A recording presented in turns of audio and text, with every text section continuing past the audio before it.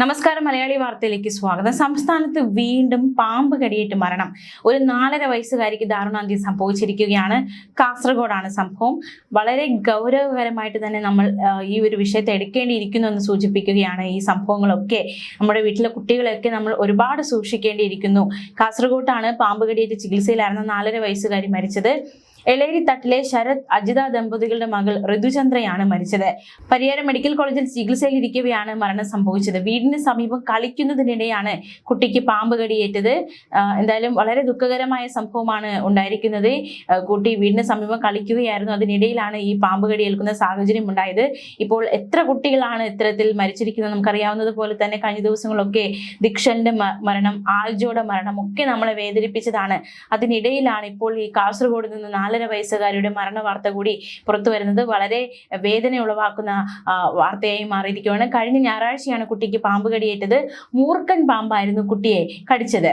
ആദ്യം പരിയാരം മെഡിക്കൽ കോളേജിലാണ് പ്രവേശിപ്പിച്ചത്. പിന്നീട് കുടുംബത്തിന്റെ ആവശ്യപ്രകാരം കണ്ണൂരിലെ സ്വകാര്യ ആശുപത്രിയിലേക്ക് കുട്ടിയെ മാറ്റി. ഇവിടെ ചികിത്സയിലിരിക്കെയാണ് കുട്ടി മരിച്ചത്. എന്തായാലും ഇത്തരത്തിൽ കുട്ടികളെയൊക്കെ നമ്മൾ കൂടുതൽ ശ്രദ്ധിക്കേണ്ടിയിരിക്കുന്നു. ഇപ്പോൾ അവധിക്കാലമാണ്. അവർ കളിക്കാൻ പാടത്തും പറമ്പത്തും വീടിന് മുറ്റത്തും ഒക്കെ പോകുന്ന സമയമാണ്. ചൂട് വർദ്ധിക്കുന്ന സാഹചര്യത്തിൽ പാമ്പുകൾ മാളങ്ങളിൽ നിന്ന് ഇറങ്ങി വീടുകളിലേക്ക് ചേക്കേറുന്ന സാഹചര്യമാണ്. കഴിഞ്ഞ ദിവസങ്ങളിൽ തന്നെ നമ്മൾ ഒരുപാട് വീഡിയോകൾ കണ്ടു കഴിഞ്ഞു.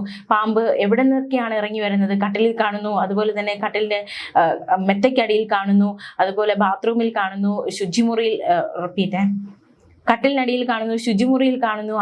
ഇങ്ങനെ ഒരുപാട് സംഭവങ്ങൾ നമ്മൾ കാണുന്നുണ്ട്. അത് ആരുടെ വീട്ടിൽ സംഭവിക്കാവുന്നതാണ്. അതുകൊണ്ട് വളരെ ജാഗ്രത പാലിക്കേണ്ടിയിരിക്കുന്നു. കുട്ടികളെയൊക്കെ അധികം ശ്രദ്ധിക്കേണ്ടിയിരിക്കുന്നു. വളരെയധികം ജാഗ്രത നമ്മൾ പാലിക്കേണ്ടിയിരിക്കുന്നു. സംസ്ഥാനത്ത് കഴിഞ്ഞ 5 ദിവസത്തിനിടെ 83 പേർക്കാണ് പാമ്പ് കടിയേറ്റത്. കഴിഞ്ഞ ദിവസം റിപ്പോർട്ട് ചെയ്തത് പാമ്പ് കടിയേറ്റ 9 കേസുകളാണ്. പാമ്പ് കടിയേറ്റതായി സംശയിക്കുന്ന 15 കേസുകൾ റിപ്പോർട്ട് ചെയ്തു. 108 ആംബുലൻസ് സർവീസ് വഴിയുള്ള കണക്കാണിത്. എന്തായാലും പാമ്പ് ശല്യം വർദ്ധിക്കുകയാണ്. പാമ്പിനെ നമ്മൾ പേടിച്ച് ജീവിക്കണം എന്നല്ല ഇതുകൊണ്ട് ഉദ്ദേശിക്കുന്നത്. മറിച്ച് ജാഗ്രത പാലിക്കുക, ഒരുപാട് കാര്യങ്ങൾ, പ്രത്യേകിച്ച് കുട്ടികളെയൊക്കെ സൂക്ഷിക്കുക, വീടിന്റെ പരിസരമൊക്കെ വൃത്തിയായി സൂക്ഷിക്കുക.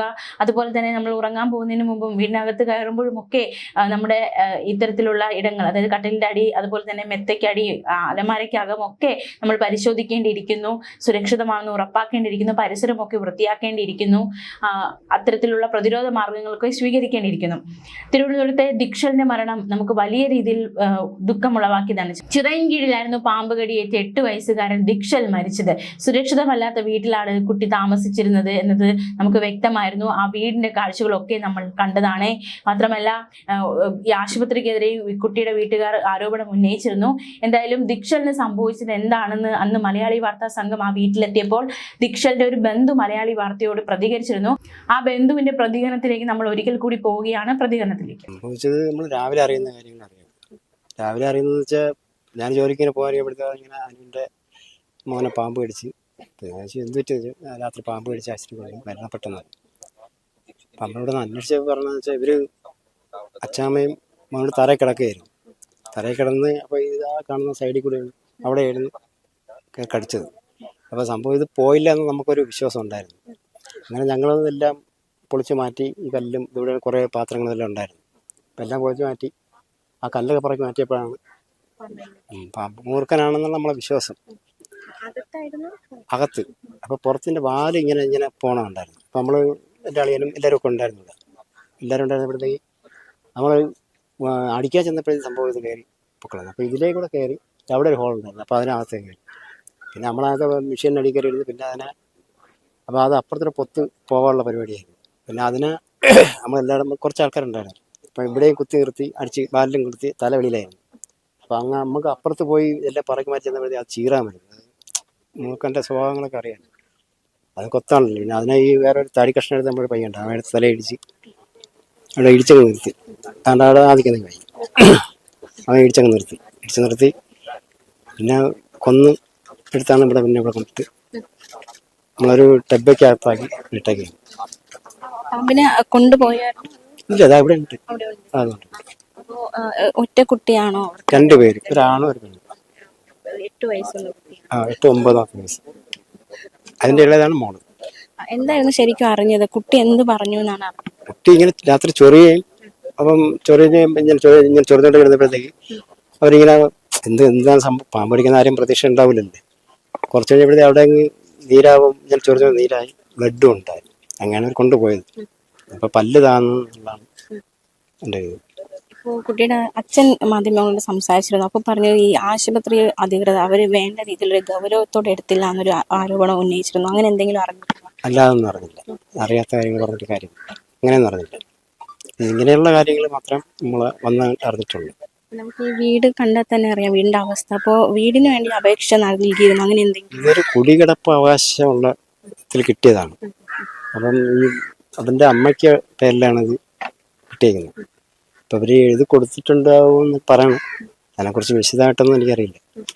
വീടിന് വേണ്ടി വീടിന്റെ കാര്യമൊന്നും പറയാറില്ല. അറിയില്ല. ഇത്രയും അവസ്ഥയിലെ വീട്ടിൽ അപ്പോൾ ശ്രമിച്ചിരുന്നില്ല വീടിന് വേണ്ടി? വീടിന് വേണ്ടി ശ്രമിക്കുന്നുണ്ടായിരുന്നു. എന്നുവെച്ചാൽ ഇവർ വളരെ ലോയിലുള്ള ഇതാണ്.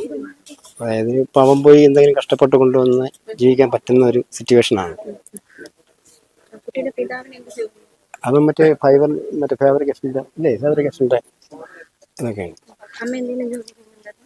മോളിപ്പം ഇവിടെ മറ്റേ അല്ല നമ്മളിവിടെ ഇരിക്കും, മേടയിൽ കമ്പ്യൂട്ടർ സെൻ്ററിൽ ഇരിക്കുന്നുണ്ട്. ഇളയ കുട്ടിയാണ് ഇപ്പോൾ മരണപ്പെട്ടത് മൂത്തതാണ്. മൂത്തയാണ്. ഏത് സ്കൂളിലായിരുന്നു പഠിച്ചത്? School Nobel school. അപ്പോൾ ഒരു വിഷമം ഉണ്ടാവില്ലേ കുഞ്ഞു കുട്ടിൻ്റെ വിയോഗം? വളരെ വിഷമമുണ്ടാകുന്നു കേട്ടപ്പോൾ തന്നെ നമ്മളല്ലാതെ പോയത്. പിന്നെ ഇതിപ്പോൾ ഇവിടെ നിന്ന് ഓടിയാലൊന്നും ചെയ്യാനായിട്ട് ആരും ഇല്ല. അപ്പോൾ നമ്മൾ തൃശ്ശൂരിൽ ഒരു കുട്ടീൻ്റെ മരണം കൊടുത്തറിയില്ല, ഇതുപോലെ വീട്ടിൽ ധരിച്ച് അത് ഇത് നമ്മുടെ ഭാഗത്ത് സംഭവിക്കുന്നുണ്ടാകുന്ന ഒരു വേദന അത് വലുതായിരുന്നു. പിന്നെ ഇന്നലെ അവൻ ഈ വർഷം ഉത്സവത്തിനൊക്കെ ഞാൻ കാണാറില്ല. അങ്ങനെ ഈ വർഷം ഉത്സവത്തിന് നമ്മൾ രാവിലെ സ്റ്റേമ്പടി ഉത്സവത്തിന് ബലൂണൊക്കെ വാങ്ങിച്ചു കൊടുത്ത് ഭയങ്കരമായിട്ട് ഉമ്മൊക്കെ ചെയ്തിട്ട് പോയ മോനാണ്. അവസാനമായിട്ട് കാണുമ്പോൾ കാണും, പിന്നെ കണ്ടിട്ടില്ല. അപ്പം അത്രയും നമുക്ക് മാനസികമായിട്ടുള്ള വിഷമമുണ്ടാകും. നമുക്ക് കരഞ്ഞു തീർത്തിട്ട് കാര്യമില്ല, മനസ്സിനകത്ത് നല്ല വിഷമമുണ്ട്. അപ്പോൾ എന്തെങ്കിലും ഒരു ആവശ്യമുണ്ടോ ഈ ഒരു സാഹചര്യത്തിൽ വീടിന് എന്തെങ്കിലും അധികാരികളോട് പറയുന്നുണ്ടോ? ഇത് കാണുന്ന അധികാരികൾ ആരെങ്കിലും ഉണ്ടെങ്കിൽ ഇവരെ സഹായിക്കാൻ ആരെങ്കിലും ഉണ്ടെങ്കിൽ, അധികാരികൾ ആരായിരുന്നില്ല, ഇത് കാണുന്ന നല്ല മനസ്സുള്ള ആരെങ്കിലും ഉണ്ടെങ്കിൽ ഇനിയൊരു കൊച്ചും കൂടെ ഉണ്ട്. അപ്പം അവർ ഈ വീട്ടിലാണ് കിടക്കുന്നത്. അപ്പം ഇങ്ങനെ ഒരു സംഭവം സംഭവിച്ച സ്ഥിതിക്ക് ആരെങ്കിലും നന്മ മനസ്സുള്ള ആരെങ്കിലും ഉണ്ടെങ്കിൽ പോലും അവർക്കും വന്ന് എന്തെങ്കിലും ചെയ്യാം. ഒരു വീടിന് വേണ്ടി അവർക്ക് കെട്ടുറപ്പുള്ളൊരു വീട്.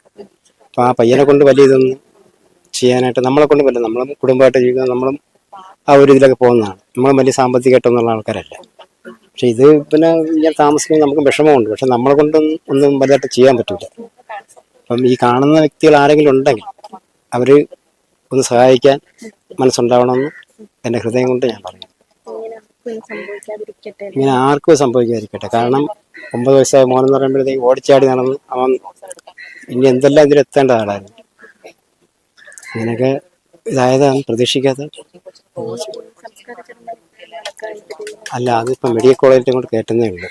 കാരണം ഇങ്ങനെയൊക്കെ പാമ്പൊക്കെ അടിച്ചതുകൊണ്ട് അപ്പോൾ അവർ ഇങ്ങനെ പ്രശ്നങ്ങളൊക്കെ പോലീസുമായിട്ട് ബന്ധപ്പെട്ട് മാത്രമേ ചെയ്യുള്ളൂ. അപ്പോൾ 2 മണിക്ക് ശേഷം ഇനിയിപ്പോൾ എന്തായാലും ഇതാവുള്ളൂ. അപ്പോൾ അതിന് ശേഷം കൊണ്ടുവരുള്ളൂ.